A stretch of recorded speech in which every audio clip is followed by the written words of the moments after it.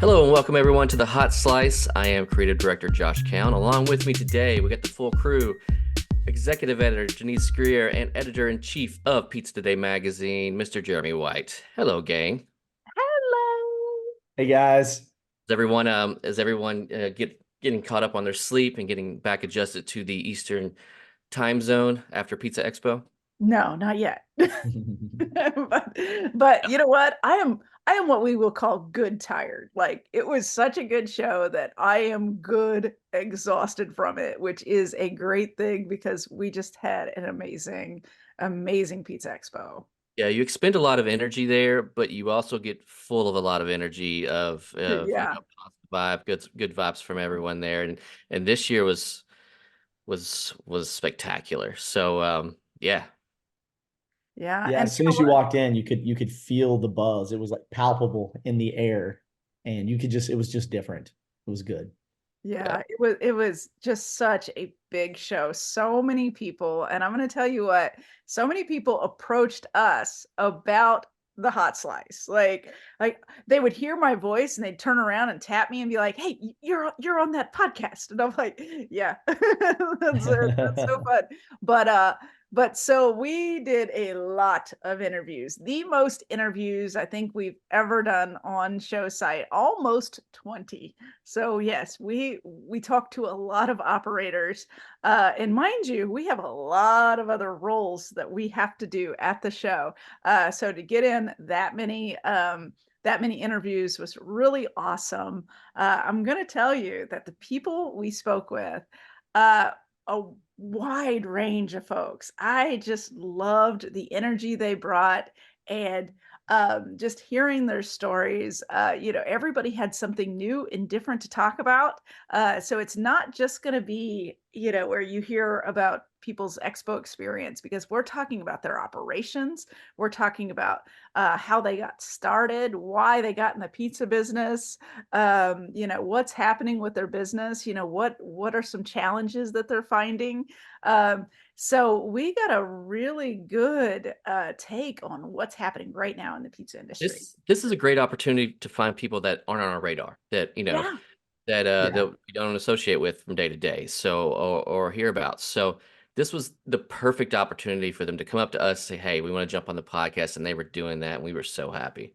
Yeah, Yeah. and I would pass people upstairs in the seminar rooms, and they would ask me about it, and I'm like, well, like, how can I be on the podcast? Well, actually, if you want to go down to the Pizza Today booth today after 1:30, you can be on it today. And they're like, oh, are you serious? Like, yeah, and it's really cool. Like Denise said, the number of people who just see us or hear our voice around the corner and like, oh my gosh, how can I be on the podcast? It's pretty cool to think how popular this little thing has become. It only took 200 episodes or so. We're close to yeah. That's, But we have a very most podcasts end after 20 episodes. So pat on yeah. the back for us for keeping this thing going. Well, Yeah. I mean, we're 10 times better than everyone else, is what you're saying. Oh, Oh. right. What I really like is we really stay focused. Our podcast is about Do we? pizzeria owners, operators, and pizza makers. Yeah. So we really stay focused and true to that.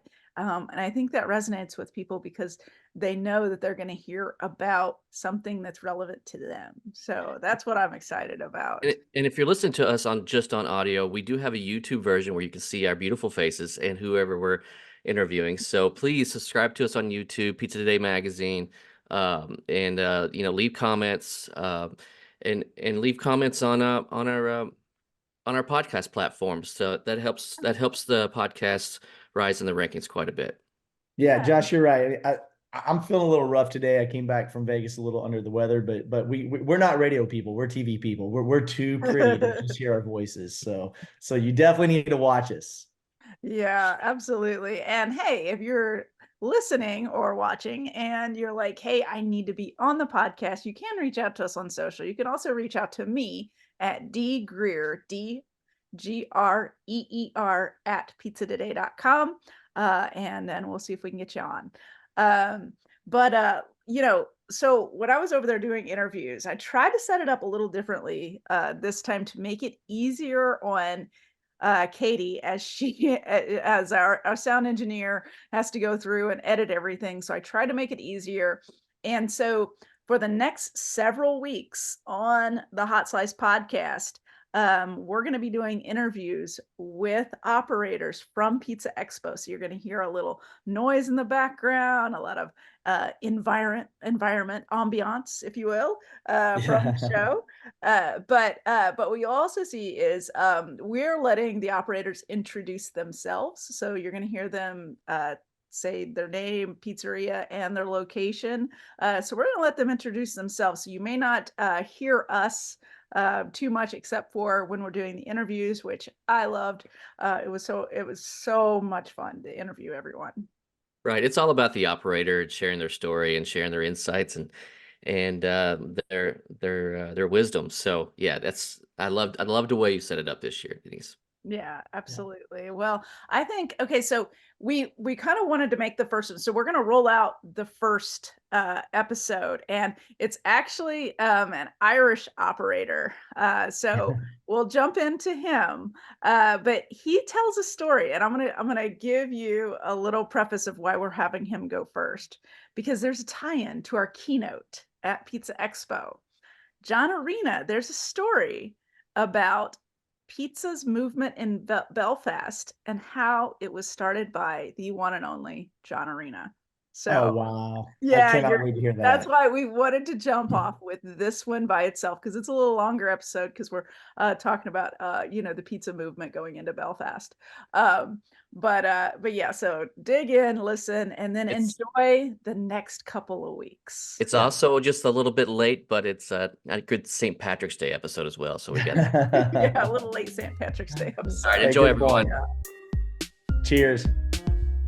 Performance Food Service is proud to deliver high-quality products, innovative technology, and custom operational solutions to restaurants of all sizes across the country. The flagship division of Performance Food Group, with deep roots in the restaurant industry, Performance Food Service has been the exclusive distributor of the Roma family of brands for more than 65 years. This signature relationship has allowed Performance Food Service to become a leader in the pizza and Italian segment of food service nationwide.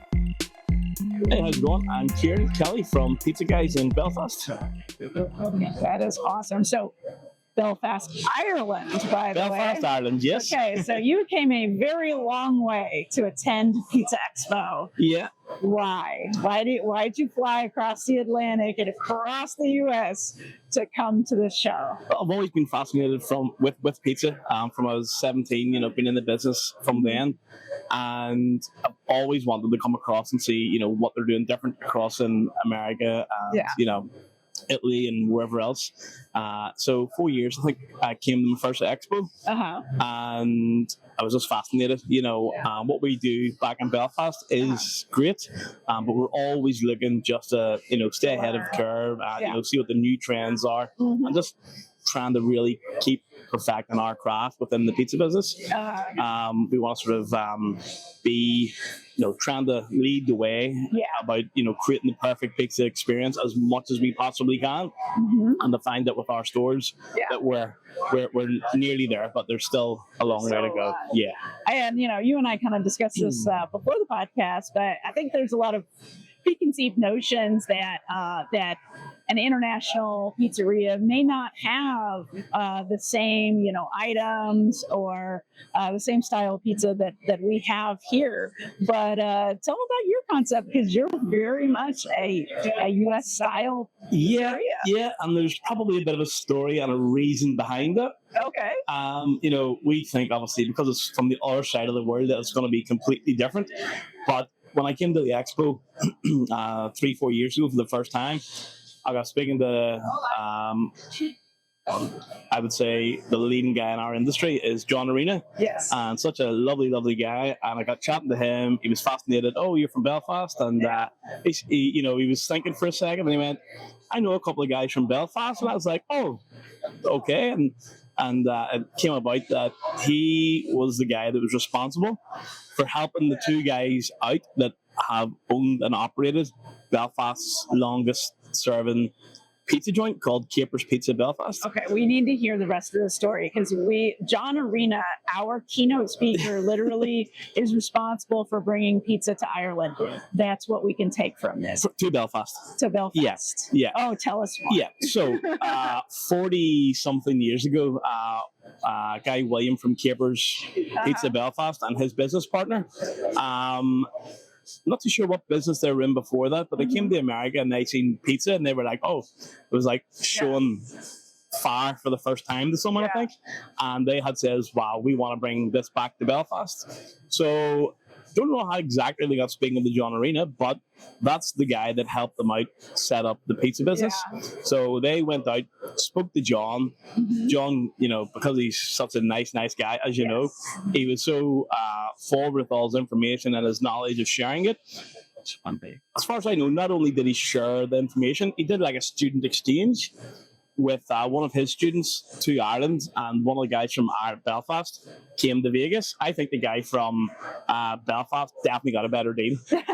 I love that. Because going to Belfast back in 40 years ago, it was a tough enough place to live and to try to do business in. So they did a student exchange, and that's effectively how pizza came to Belfast. Absolutely. Because of John Arena. That's so amazing. Crazy indirect way, and never did I know that. So pizza world is very small. You think it's this big thing, but it's very small. And the owner from Capers, William, he just retired. This week. On the 40th anniversary of the Pizza Expo. Wow. And John had nothing but nice things to say about the guy. Such a gentleman. And I would go into his pizza shop regularly and just to have a chat with him. And he was delighted that I actually got to speak to John. I brought the story back to them, my first time I came to the expo. And you could just see the sort of goosebumps standing up in the guy's arms. I've got goosebumps right now. And ironically, one of the guys in that was in Capers had trained a guy who trained me. So there's a very sort of direct line. John Arena, Capers Pizza, they trained the guy, and the guy that they trained basically taught me, a guy called Darren Markey. And, back 26 years ago. So people That's what I was going to say. How long have you been in the game? 26 years. 26 Since I was 17. Basically had a first oven, stuck it in the mum's garage. And did I hear you right? Your mom was like, you need to do your own thing. Yeah, so there was no internet. I think maybe it was, I feel really old now saying that there was no internet when I was 17, but maybe it was, but I didn't know how to use it. So we, our information came by, I think it was a Pizza Today magazine. Would that be right? That's us. 26 years ago. And Tom Letterman. Would that be right? Tom Lehman. Tom Lehman, Tom Lehman. The dough doctor. Yeah, I know him as a dough doctor. So I would have been reading up on how to make the dough, and that's how I learned how to make my first batch of dough. That's amazing. From Pizza Today. From the dough doctor. 27 years ago. We still have all of his articles archived on Pizza Today, so that people can still go back and access Tom Lehman's articles. Because as a dough doctor, people still search out his information. It was unbelievable. So did a few pizzas in the garage, selling it to a few of the neighbours, and the mum then gave me the ultimatum: I love you dearly, son, but you either find the shop or you're getting kicked out. So we'll find a small store, and that's when I got introduced to a guy called Darren Markey. He trained me up, and the rest is history. You've been going ever since. So what's the environment like right now with pizza in Belfast? How's business? What's happening? The pizza scene in Belfast, in Ireland, I think in general, has skyrocketed. And I'm not just saying it because I'm from Belfast, but genuinely, there's some of the best pizzas in the world certified in Belfast. I like to think that we're up there, but I think they need to come compete in Pizza Expo. They do. They need to get over here and compete.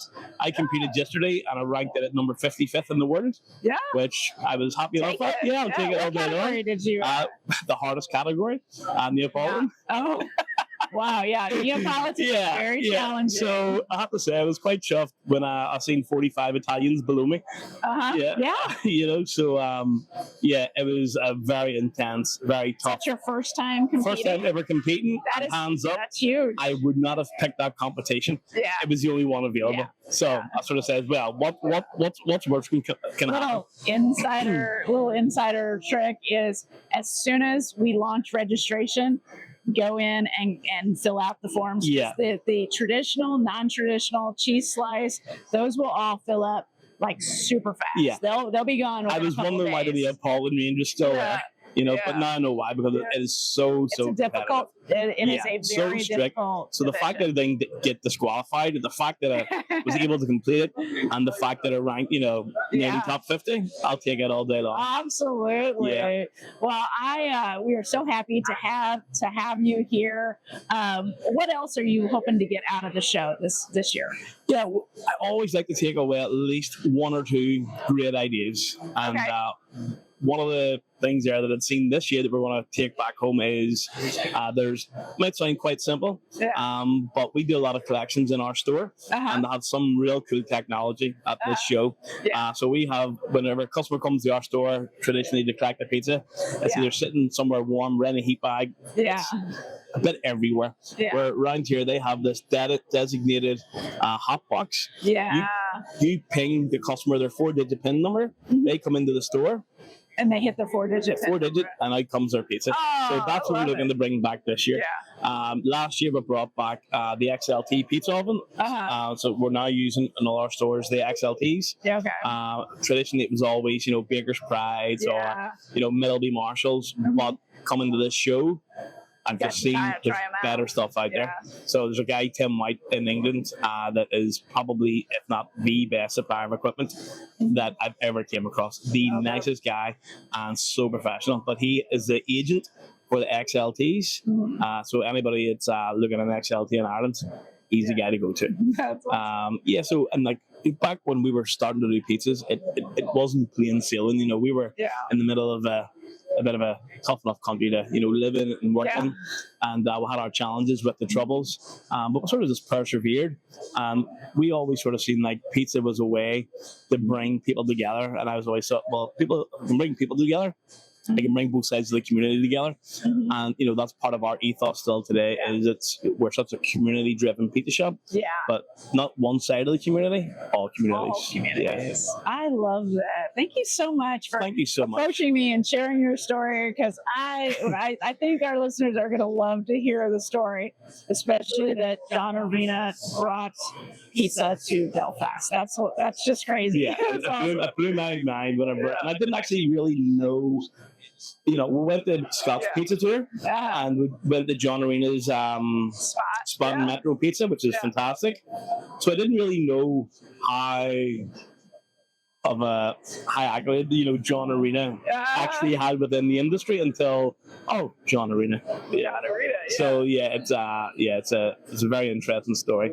And you know, the guys that own Capers Pizza, it was very sad to see their last day of business, you know, just happened this year. This week. And but you know, there's been so many guys that, you know, they have trained and taught over the years. And you know, because it was like John Arena who brought that into Belfast, we started off, I would say, on a pretty good, on a good standard. You've set the bar high. Yeah. Well, thank you so much for coming on the podcast. I appreciate it. Definitely get back to the show next year, and I want an update next year from you. Sounds good. Lovely to meet you. Thank you so much. Cheers. Absolutely.